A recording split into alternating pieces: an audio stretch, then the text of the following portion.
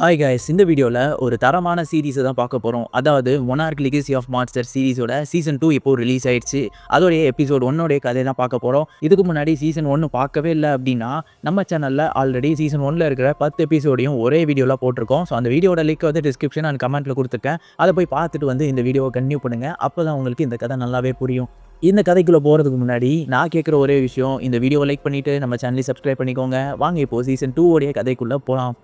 Season 1 லாஸ்ட்டில் நம்ம Lisa மட்டும் அந்த மான்ஸ்டர் உலகத்துக்குள்ளே மாட்டிப்பார். மீதி இருக்கிற நம்ம மே, கேட்டு, கெய்கோ இவங்க 3 பேருமே நம்ம ரியல் வேர்ல்டுக்கு வந்திருப்பாங்க. ஆனால் இங்கே வந்து பார்த்தா இங்கே இருக்கிறது ஸ்கல் ஐலாண்டு. அவங்கள வர வச்சது மொனார்க்கும் அப்பெக்ஸும் சேர்ந்து நடத்திட்டு இருக்க இந்த நிறுவனம் தான். அதாவது மொனார்க்கு தான், பட் மொனார்க்கு கூட அப்பெக்ஸ்ன்ற நிறுவனமும் சேர்ந்து நடத்திட்டு இருப்பாங்க. அங்கே இவங்க ஒரு பேஸ் ஆரம்பித்து இந்த விஷயத்த பண்ணியிருப்பாங்க. ஆனால் இவங்க மேலே வந்த பிறகு அந்த இடத்துல காங்கு அடித்து தம்சம் பண்ணிட்டு இருக்கு. யாரை கேட்டு போர்ட்டலை ஓப்பன் பண்ணீங்க அப்படின்ற ஒரு வெறியில் அதை அடிச்சிட்டு இருக்கு. இவங்க எல்லாரும் ஒரு ஹெலிகாப்டரில் ஏறி அங்கேருந்து தப்பிச்சிடுறாங்க. அப்படியே கட் பண்ணால் இந்த சீரீஸோட டைட்டில் கார்டையும் போடுறாங்க. இப்போ அடுத்த சீனில் நம்ம கெய்கோ இருக்காங்கல்ல, அவங்க முடிச்சுக்கிறாங்க. அவங்களுக்கு ஒரு ட்ரீட்மெண்ட்லாம் கொடுக்கப்பட்டிருக்கு. ஏன்னா அவங்க ரொம்ப நேரமாக அந்த மாஸ்டர் உலகத்தில் இருந்திருக்காங்க. அதனால அவங்களுக்கு எதுவும் பாதிப்பு இருக்கா அப்படின்றத செக் பண்ணிட்டு இருக்காங்க. அவங்க கண் முழிச்சிட்டு நான் எங்கே இருக்கேன் அப்படின்ற மாதிரி கத்திக்கிட்டே வெளியே ஓடுறாங்க. அப்போ தாங்க வெளிச்சமே தெரியுது. அந்த இடம் பெரிய கடல், அங்கே இருக்கிறது ஒரு கப்பல். அதுதான் நம்ம மொனார்க்கோட 18th அவுட் போஸ்ட்டு. அங்கே நம்ம ஹீரோஸையும் நிற்கிறாரு. அவர்கிட்ட போயிட்டு இது என்ன இடம் அப்படின்ற மாதிரி கேட்க, இது நீங்கள் உருவாக்குன மொனார்க்கு தான், மொனார்க்கோடைய அவுட் போஸ்ட்டு தான் அப்படின்ற மாதிரி சொல்கிறாரு. இதை கேட்ட இவங்களுக்கும் ஷாக்கு. இப்போ அப்படியே உள்ளே காட்டுறாங்க, நம்ம மொனார்க்கோட ஹெட்டும் டிம்மும் அந்த காங்கு சேதப்படுத்துச்சுல அந்த விஷயத்தை பார்த்துட்டு இருக்காங்க. இந்த ஹெட்டோட பேர் நடாலியா. ஸோ இவங்க அந்த காங்கை பார்த்துட்டு ஏன் இது திடீர்னு இவ்வளோ ஆக்ரோஷமாக நடந்துட்டு இருக்கு, இதுக்கு காரணம் என்ன அப்படின்ற மாதிரி கேட்டுட்டு இருக்கேன். அப்போ டிம்மு வந்து அது அதோட இடம், நம்ம அங்கே போய் அந்த போர்ட்டல் ஓப்பன் பண்ணனால அது நம்மளை காப்பாற்ற தான் ட்ரை பண்ணியிருப்போம் போல அப்படின்னு நம்ம சொல்லிட்டு இருக்காரு. அப்படியே அடுத்த சீனில் 1957 என்ன நடக்குது அப்படின்றத காட்டுறாங்க. அதாவது நம்ம கேக்கோடைய ஃப்ளாஷ்பேக். இங்கே நம்ம கேக்கோ, ராண்டா, அப்புறம் லீசா இவங்க 3 பேருமே ஒரு சின்ன தீவை நோக்கி போயிட்டு இருக்காங்க. எதுக்காகனா இந்த தீவில் ஒரு சீ மான்ஸ்டர் இருக்கிறதாவும் அதை இந்த மக்கள் நம்பிட்டு இருக்க மாதிரியும் இவங்க கேள்விப்பட்டிருப்பாங்க. அதை பற்றி ஏதாவது தெரிஞ்சுக்கலாம் அப்படின்னு சொல்லி தான் இவங்க வந்திருப்பாங்க. இவங்களும் அந்த போட்டை நிப்பாட்டிட்டு இங்கே வந்து பார்த்தா அந்த இடம் ஃபுல்லாகவே மயான அமைதியாக இருக்குது. யாருமே வெளியே இல்லை. இவங்களும் நடந்து போயிட்டே இருக்காங்க.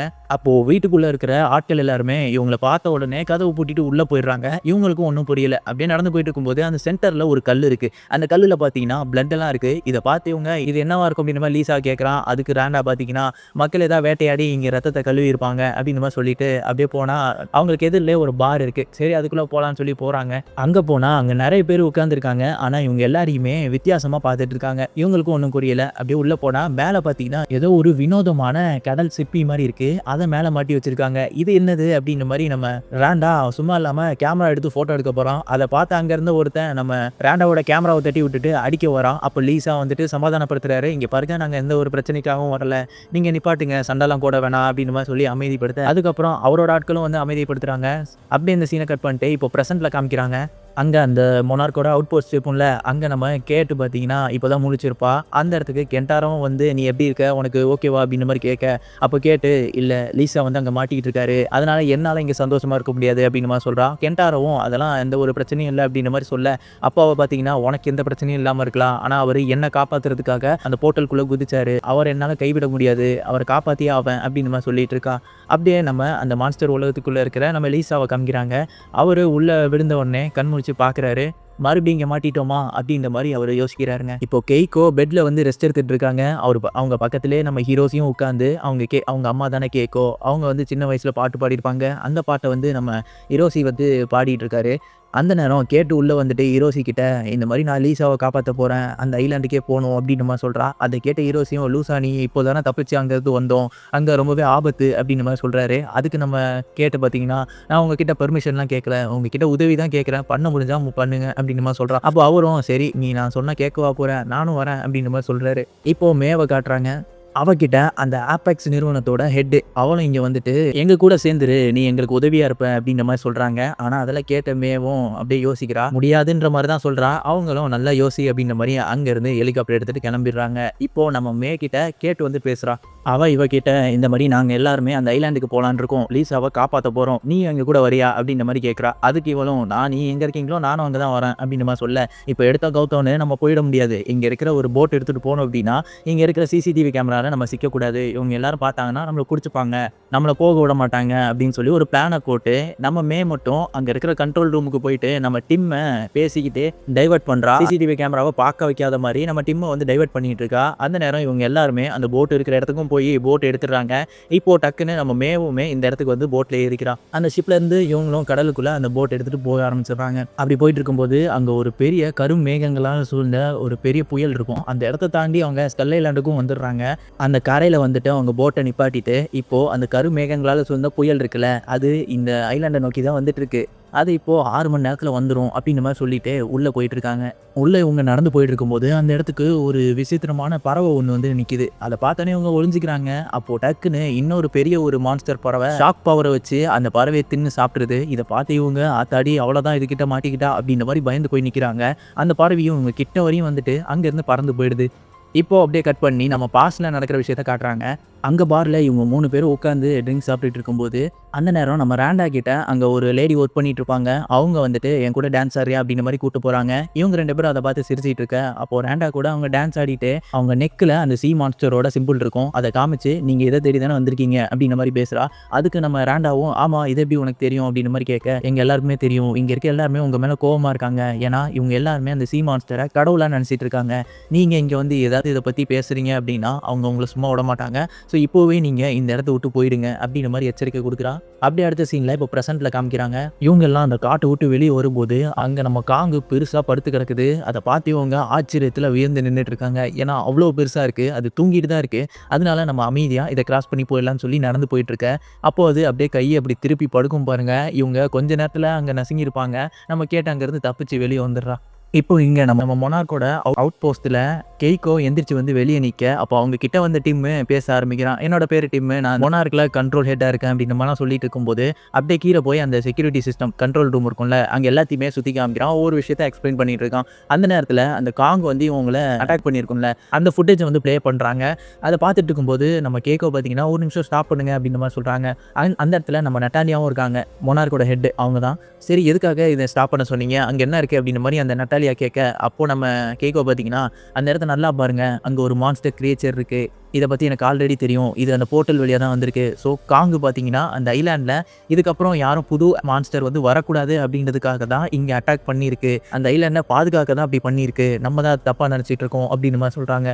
அந்த நேரத்துக்கு அங்கே இருக்கிற ஒரு செக்யூரிட்டி லேடி இங்கே வந்துட்டு ஹீரோசியோட பிள்ளைங்களையும் காணோம் அப்படின்னு மாதிரி சொல்கிறான். அது மட்டும் இல்லாமல் இங்கே இருக்கிற எமர்ஜென்சி போட்டியும் அவங்க எடுத்துகிட்டு போயிருக்க வாய்ப்பு இருக்குது அப்படின்னு மாதிரி சொன்னோன்னே நம்ம கேக்கோ ஆமாம் அவங்க லீசாவை காப்பாற்ற போகிறேன் அப்படின்ற மாதிரி பேசிகிட்டு இருந்தாங்க, ஒருவேளை அங்கே தான் போயிருக்கணும், ஆனால் அங்கே போனாங்க அப்படின்னா அவங்களுக்கு தான் ஆபத்து, அந்த ஐலாண்டில் கொஞ்ச நேரத்திலே புயல் வரப்போகுது, ஸோ அவங்கள போய் நம்ம ஃபஸ்ட்டு காப்பாற்றி ஆகணும் அப்படின்னு மாதிரி சொல்லிட்டு இருக்காங்க. இப்போ இங்கே ஸ்கல் ஐலாண்டில் இந்த 4 பேர்த்தையும் காமிக்கிறாங்க. இவங்க அந்த போர்ட்டல் ஓப்பன் ஆகிருக்கும்ல அந்த இடத்துக்கும் போயிடுறாங்க. அங்கே அந்த டிவைஸும் இருக்குது. இதை ஆன் பண்ணான்னு பார்த்தா அதோட பேட்டரி காலி ஆகிடுச்சு போல். இப்போ அந்த பேட்டரியை நம்ம ஃபிக்ஸ் பண்ணி ஆகணும். அப்போ தான் கென்டாரோ சொல்கிறான், எனக்கு அந்த சப்ளை எங்கே இருக்குன்னு தெரியும், நான் அந்த பேஸில் போய் எடுத்துகிட்டு வரேன் அப்படின்ற மாதிரி சொல்லிட்டு மேவை கூப்பிட்டு கிளம்பிடுறான். ஏன்னா இவன் வந்து ஒரு வருஷமாக இங்கே ஒர்க் பண்ணியிருப்பான்ல, அதனால இவனுக்கு தெரிஞ்சிருக்கும். அந்த பேஸ் இடத்துக்குள்ளேயும் போயிட்டு அங்கே இருக்கிற அந்த சப்ளைவும் ஆன் பண்ணி விட்டுறான். அப்போ இவங்க ஆன் பண்ண சத்தத்தை கேட்டு அங்கே இருக்கிற ஒரு மாஸ்டர் கிரியேச்சர் இவங்களை அட்டாக் பண்ணுறதுக்காக வந்துட்டு இருக்கு. அது பார்க்கறதுக்கு ஒரு ஜாம்பி மாதிரி இருக்குது, கொடூரமாக இருக்குது. இவங்களும் அங்கேருந்து தப்பிச்சு ஓடலான்னு பார்க்கும்போது அதை துரத்திட்டு வர, அப்போ நம்ம கென்டாரோ அங்கே இருக்கிற ஒரு வண்டி எடுத்துகிட்டு வந்து அதை அப்படியே நசுக்கி சாகடிச்சிடுறான். அதுக்கப்புறம் இவங்க 2 பேரும் வெளியே வராங்க. இப்படி கட் பண்ணி நம்ம பாஸ்டில் காமிக்கிறாங்க. இப்போ இவங்க பாரை விட்டு நடந்து வந்துட்டு இருக்கும்போது அப்போ அந்த பாரில் ஒர்க் பண்ணால அந்த லேடி இங்கே வந்துட்டு நான் தான் உங்களை கிளம்ப சொன்னேன், ஏன் இன்னும் போலையா அப்படின்ற மாதிரி கேட்குறாங்க. இல்லை உங்களுக்கு எதாவது தெரிஞ்சால் சொல்லுங்கள் அப்படின்ற மாதிரி சொல்ல, அந்த லேடியோ நான் நீங்கள் தேடி வந்ததை நான் காமிக்கிறேன், ஆனால் அதுக்கப்புறம் நீங்கள் இங்கே இருக்கக்கூடாது, கிளம்பிடணும் அப்படின்னு மாதிரி சொல்லி ஒரு இடத்துக்கு கூட்டு போகிறா. அது ஒரு குகை மாதிரி இருக்குது. அந்த குகைக்குள்ளே போக போக வரைபடங்கள்லாம் நிறைய வரைஞ்சிருக்கு. அதில் அதை பார்க்கும்போது இவங்க எல்லாருமே ஒரு மான்ஸ்டர் கிரியேச்சரை வழிபடுறாங்க அப்படின்ற விஷயம் தெரிய வருது. அப்படியே ப்ரெசென்ட்டில் நம்ம லீசா பார்த்தீங்கன்னா அந்த மாஸ்டர் உலகத்துக்குள்ளே மாட்டிகிட்டு இருப்பார்ல, அப்போது அங்கே ஒரு கொடூரமான ஒரு பண்ணி இவரை தாக்குறதுக்காக முன்னாடி நின்றுட்டு இருக்கு. இவரும் பயந்து ஓடாமல் இவர்கிட்ட இருக்க கத்தி எடுத்து அட்டாக் பண்ணலான்னு ரெடி ஆகினாரு. அப்படியே இந்த பக்கம் ஸ்கல் ஐலாண்டை நோக்கி நம்ம கிம்மு, நட்டாலியா, கெய்கோ இவங்க 3 பேரும் ஹெலிகாப்டரில் வந்துட்டு இருக்காங்க. இந்த நேரம் தான் இவங்க எல்லாரும் அந்த சப்ளையை ஆன் பண்ணி வச்சுட்டு இப்போ அந்த போர்ட்டல் ஓப்பன் பண்ணுறதுக்கான பட்டன் இருக்கும், அதை ப்ரெஸ் பண்ணலாமா வேண்டாமா அப்படின்ற மாதிரி ஹீரோசி யோசிச்சுட்டு நின்றுட்டு இருப்பாரு. அப்போ ஹெலிகாப்டரில் இருக்கிற இவங்க எல்லாருமே கீழே லேண்ட் பண்ணி வராங்க.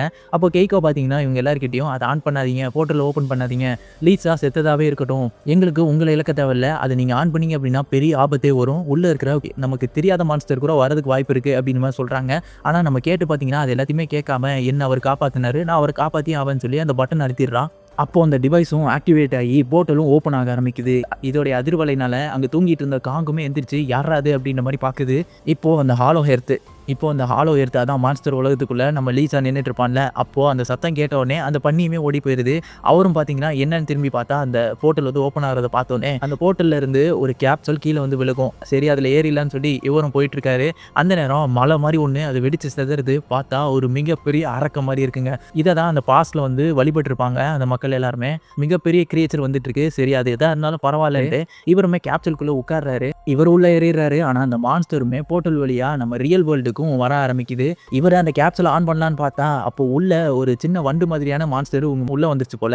ஸோ அது வந்து அவர் அட்டாக் பண்ணுது. இவரும் அதை எப்பயோ கஷ்டப்பட்டு அப்படியே கிழிச்சு எரிஞ்சிடுறாரு. அதுக்கப்புறம் ஆன் பண்ணி அப்படியே இங்கே வர பார்க்குறாரு. அந்த நேரம் இந்த மான்ஸ்டர் முழுசாவே இந்த ஸ்கல் ஐலாண்டுக்குள்ள வந்துருந்துங்க. வந்துட்டு அது பாட்டுக்கு இன்னொரு பக்கம் போக நம்ம லீசாவும் கேப்சூலோட இங்கே வந்துடுறாரு. அப்போ அந்த இடத்துக்கு காங்கு வந்துட்டு இந்த டிவைஸை மொத்தமாக அழிச்சு விட்டுருது. இவங்களும் அங்கேருந்து தப்பிச்சாகணும்னு சொல்லி ஓடிட்டு இருக்காங்க ஹெலிகாப்டர் நோக்கி. அது வெளியே வரும்போது நம்ம நட்டாலியாவை அதோடைய வாழை வச்சு அப்படியே அடிச்சு போட்டிருக்கோம். அந்த இடத்துல அவங்க செத்துருப்பாங்க. இவங்க எல்லாருமே நம்ம நட்டாலியா இல்லை அப்படின்றத தெரிஞ்சுக்கிட்டு நம்ம மட்டும் போயிடலாம்னு சொல்லி அந்த ஹெலிகாப்டர்ல ஏறுறாங்க. இவங்களும் டேக் ஆஃப் ஆகி பறந்துட்டு இருக்கும்போது அந்த காங்கு பார்த்தீங்கன்னா இவங்களை முறைச்சு பார்த்துட்டு ஏன்டா அப்படி பண்ணீங்க அப்படின்ற மாதிரி அந்த மான்ஸ்டர் நோக்கி ஓடிட்டு இருக்கு. அந்த மான்ஸ்டரும் இந்த ஐலாண்டை விட்டு அந்த கடலுக்குள்ள இறங்கி போக ஆரம்பிச்சிருது. அதுக்கு பின்னாடி காங்கும் துரத்திட்டு போக ஒரு கட்டத்துக்கு மேலே அதாலையும் துரத்த முடியல. அந்த இடத்துல நின்று கத்திட்டு அப்படியே இங்கே பார்க்கும் பாருங்க. நம்ம கேட்டோம் அதை பார்த்துட்டு இதுக்கப்புறம் என்னென்னலாம் நடக்க போதோ அப்படின்ற மாதிரி யோசிக்கிறாங்க. அந்த இடத்துல இந்த எபிசோடையும் முடிக்கிறாங்க. ஸோ இந்த எபிசோடு பயங்கரமாக இருந்திருக்கும்னு நினைக்கிறேன். அடுத்த எபிசோட் பார்த்தீங்கன்னா நெக்ஸ்ட் வீக் தான் ரிலீஸ் ஆகும். ஸோ அது ரிலீஸ் ஆன உடனே நம்ம வந்து சூனாக போட்டுடலாம். இந்த எபிசோடு பிடிச்சிருந்ததா அப்படின்றத கமெண்ட்டில் சொல்லுங்கள். நீங்கள் எவ்வளோ சப்போர்ட் கொடுக்குறீங்க அப்படின்றத பொறுத்து தான் இந்த சீரிஸை வந்து என்னால் கண்டினியூ பண்ண முடியும். ஸோ கமெண்ட் பண்ணுங்கள் அண்ட் உங்கள் ஃப்ரெண்ட்ஸுக்கும் ஷேர் பண்ணுங்கள். அடுத்து ஒரு இன்ட்ரெஸ்டிங்கான வீடியோவில் சந்திக்கிறேன். Until then signing off.